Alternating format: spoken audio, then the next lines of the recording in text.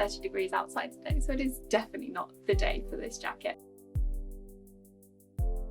Hey, welcome back to my channel. My name is Sophie and I'm the founder of Agnes LDN, and this is part 2 of making my worker's jacket. So I've already uploaded part 1 where I'm cutting out the jacket and doing all the vents and things like that. And in today's video, I'm going to be finishing off the jacket, showing you how I made the collar, how I did the decorative stitching, and I'm also going to do the buttons and buttonholes as well. If you want to go and watch part 1, I'll pop a link to it up here, and let's get on and finish off this jacket. Okay, so I need to attach the yoke, then make the sleeves, and then I'm guessing the collar is last.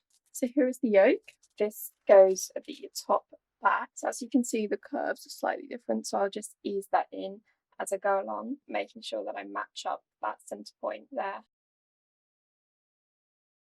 Okay, and then from the other side, I'm going to do the top stitching. So I'm going to press all the seams up towards the yoke.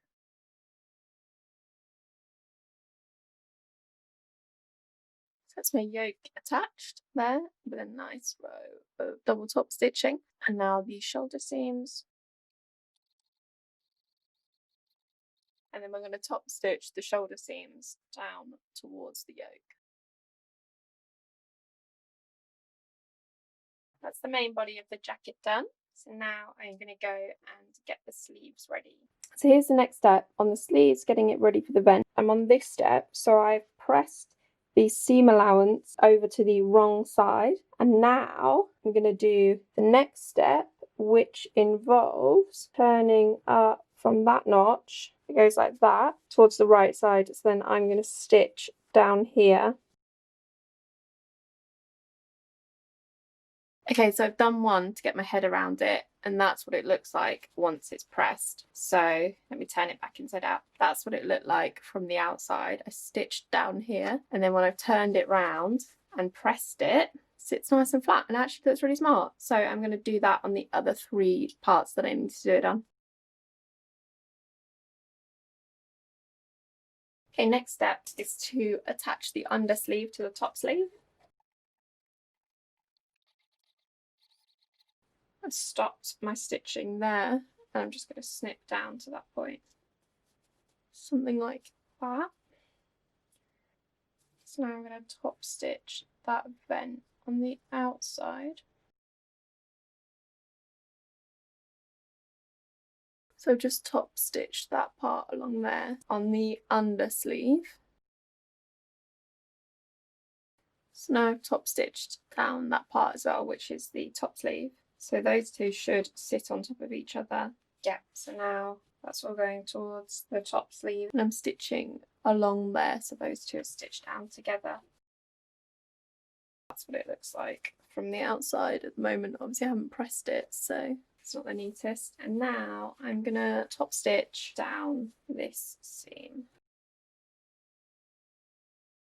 There we are, that's what I've just done. So I've just top stitched this seam here. I'm going to repeat those steps with the other sleeve.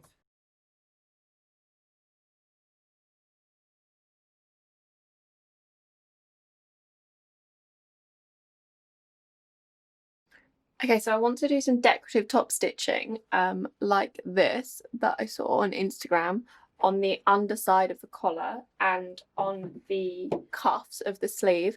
So I think I'm going to do that now, as I think that's the easiest time to do it before I start attaching pieces. So I'm going to leave a white bobbin in and then just change the top colour thread, as I think that'll be the easiest thing to do. I don't have all the colours of the rainbow, I don't think, so it won't be an exact rainbow. Okay, so I'm just going to use these 5 colours for the decorative stitching. This could either go really well or end up really messy. So I've pre-pressed the collar, the seams in, so I know where I'm stitching from and to.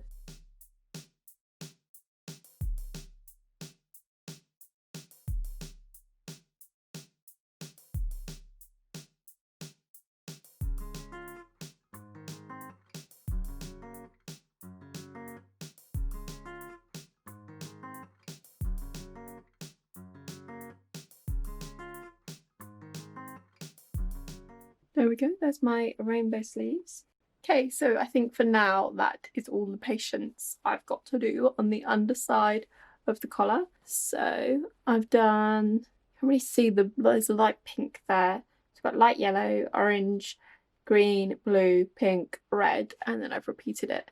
And now I'm going to finish doing the sleeves and then attach these to the jacket. So I'm just pinning the notch again to make sure they stay in place. Okay, because I'm not top stitching this seam, I'm just going to zigzag stitch the edge of the seam allowance to stop it fraying. So that's that zigzagged, and I'm going to do the other side as well. Okay, so I've pressed them flat, and now for my least favourite part of making any garment, attaching the sleeves. Just put the sleeve in the sleeve hole, right sides to right sides, and now I'm going to match up the notches. So that is the top notch. Okay, so there's not too much ease on the sleeve, but I will have to ease it in a little bit. For example, around this curve and between these two pins.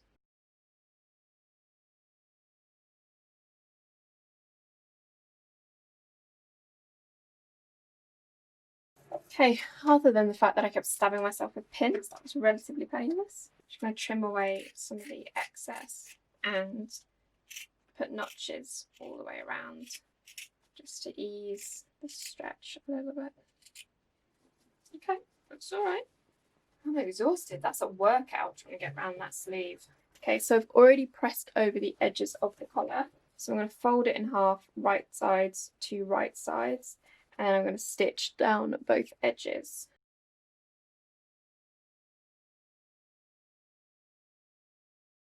I'm going to chop that bottom corner off to give me a better fold through, and then I'm going to trim down half the seam allowance so it looks like that. Okay, next step is the collar. In order to do the collar, I just need to stay stitch the neckline or sew the collar on. And I'm just literally sewing one line stitch. So I've sewn on the underside of the collar to the jacket, and now what I'm going to do is tuck all the seam allowances up into the collar and then tuck this seam allowance over. And this is a bit difficult because it's quite thick, but the idea is I want to stitch in this groove and it will catch this underside. That is the collar attached. I missed a chunk there, so I'm going to have to go back and do that. Okay, so now it is time to do the buttons and the buttonholes on the front of the jacket. So as you can see, I've already started to do them, and then I've left a couple so I can show you how I did them. So up until like yesterday, buttonholes were the scariest things because I'd never done them before. So I did loads of testers on the same fabric as the jacket, and so to get the length of my buttonhole, it needs to be slightly longer than my button, and I don't know how well you can see this one. This one is about slightly longer than the button, but not quite long enough. Like, it does go through, but you have to force it. So ideally I want it a little bit longer than that. So luckily I can do buttonholes on my machine, and I will show you how I did that. So I marked the position of where I wanted the buttonholes with the pin, and then I lined up the presser foot with the pin. Let me show you on my machine first. So over here, I have 3 settings for a buttonhole. I have this one, which is setting 1 and 3, which is the top and bottom of a buttonhole. And then we have 2 and 4, which are the sides. I've set the length to number 1 here, which is the long ways length of our stitch. And then up here, I've set the width. When I was doing my testers, I was trying out with different widths, and 5 seemed to get the best result. So I've changed to this presser foot. As you can see, it's got different markings on it. So you start doing number 1 down here, and then as you go up the side, this moves up. So this is the longest it will go to this last marking here. If I measure that against my button, that is about the length of the buttonhole, so I'm going to use the full length of this foot. So let me get that straight, and I also want to be in the centre of the buttonhole placket, so it kind of goes in a straight line from this one. Okay, and I want it on setting number 1. I'm just going to do that a couple of times, and then move it to setting number 2. And back to setting number 3. So there we have a buttonhole that's fairly central. I'm going to rip it open with my seam ripper to make the hole. Doing this quite carefully because obviously I don't want to rip through any of the stitching that I've just done. So now I should be able to push my button straight through it. So that's all my buttonholes done on the front. And now I'm going to do the last one on the sleeve.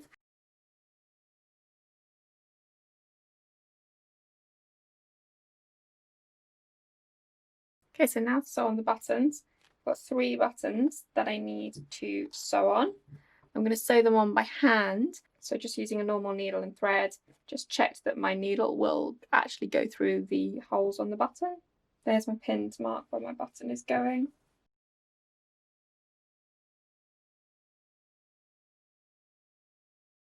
So I've just gone over and done a diagonal cross pattern. So when I've done that a few times and the button is feeling quite secure, then I'm going to wrap my thread around the button a few times, and then I'm going to stick the needle through underneath the button and through again, and then as I pull this loop closed, I'm going to pull the thread through it and it'll create a little knot. I'm going to do that a few times to try and make sure that my button is nice and secure.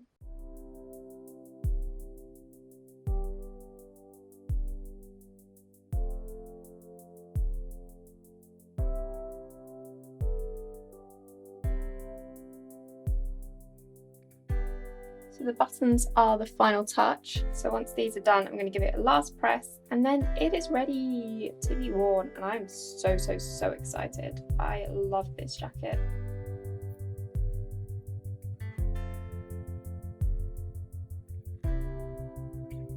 So here's a quick overview of what the jacket looks like now it's done. We've got our lovely collar with the top stitching on the underside. There's the buttons, top stitching down here. There's a double row of top stitching on most seams except the armhole because that was a struggle, so I decided to do it on only one. I did the vent on the sleeve and some top stitching on the sleeve. We've got 3 pockets, 4 double rows of top stitching and 2 seams on the arms.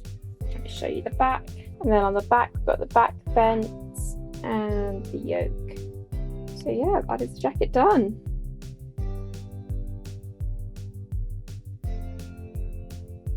Thank you so much for watching this video. I really hope you enjoyed it. I absolutely love my new jacket, especially the stitching on the inside. Let me know what you think. I'll be uploading new videos every week, so make sure you subscribe to my channel. I really hope you enjoyed watching this video. I know it was quite long-winded, but hopefully it gave you an idea of the amount of work that goes into creating a piece like this. And actually, as it goes, this is one of the easiest jackets I've ever made because there was no fusing or things like that. The pattern came from Merchant and Mills. It said on there that it is experienced. You need to be an experienced sewer to make it. I think, to be honest, if you didn't make the vents in the sleeve or in the back of the jacket, then it would be a much easier garment to make. I'm already thinking of the next jacket that I want to make, and I probably won't add in the vents as that was quite a long process. So yeah, here is my boxy workers jacket. I absolutely love this colour. I think it is great for summer. The instructions in the pattern were absolutely amazing. They were so helpful. It took me a little longer than I anticipated, but I think that's because I was filming it. And there were definitely a few mistakes that I made that I've learned from now and I will not do next time. Sorry, just snipping off loose threads as I see them in the viewfinder. I'll pop all the links in the description box below from where I got the pattern, to where I got these gorgeous buttons, and where I got this fabric from. Thank you so much for following along this journey, and I will see you back here next week for another video, so make sure you subscribe to my channel so you don't miss out. Bye bye, see you next week.